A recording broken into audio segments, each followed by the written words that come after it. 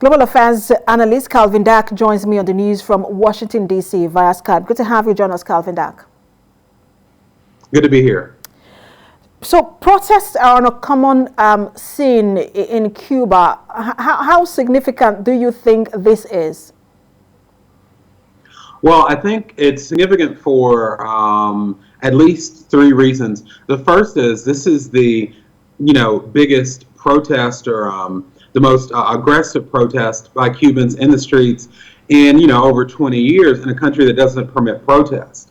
Also, as every country has suffered and been stressed economically by the COVID-19 crisis, it exacerbated an already suffering economy in Cuba, so that added to it. And I think the third thing is this is one thing where Democrats and Republicans, at least in leadership in this country, seem to agree. I don't know of any other issue where you could get Senator Marco Rubio from Florida and the White House issuing statements that are have the same sentiment. So this is different than we've seen in, like I said, at least 20 years. Do you think that this perhaps is the beginning of a formidable opposition in Cuba? Well, I hope so. I hope that it is an opportunity to increase civil rights in Cuba and to increase freedoms there. But we also have to remember that the regime in Cuba, not just through the brothers of the Castro, but the Communist Party, they have weathered many storms for 60, 70 years. And there have been several times where it seemed along history that this would be the end or that this would open up. But they have always managed to squelch it. So yes, while this is kind of unprecedented as far as recent times go, we've also said that several times before in history. And it's interesting you mentioned that because President Miguel DiazCanel took over the party in April when Raul Castro handed over. And many people thought that perhaps this was going to be the end of the Castro era and maybe the beginning of human rights observance and just civil liberties in Cuba. But what does this tell you about the political leanings of President Miguel and perhaps what we might see in the coming years? Well, yeah, and you're right. And I remember that when he came to power, I think there were one of the restrictions that was kind of loosened was internet access, and that seemed promising. But I think it's just a reminder that the change that could come to Cuba is not going to be because of one man or one leader, but that it's the system. And even if he did want to change the system, he's one man fighting against the Communist Party that's expert at keeping power.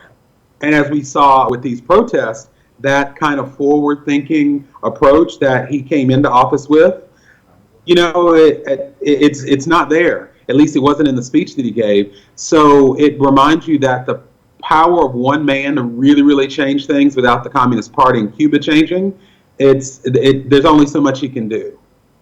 Talking about the speech he gave, he encouraged pro-government, would I call them citizens of Cuba, to take to the streets. He used the word combat. How concerned are you if we might see this rival in quote riots on the streets of Cuba in coming days if these protests persist?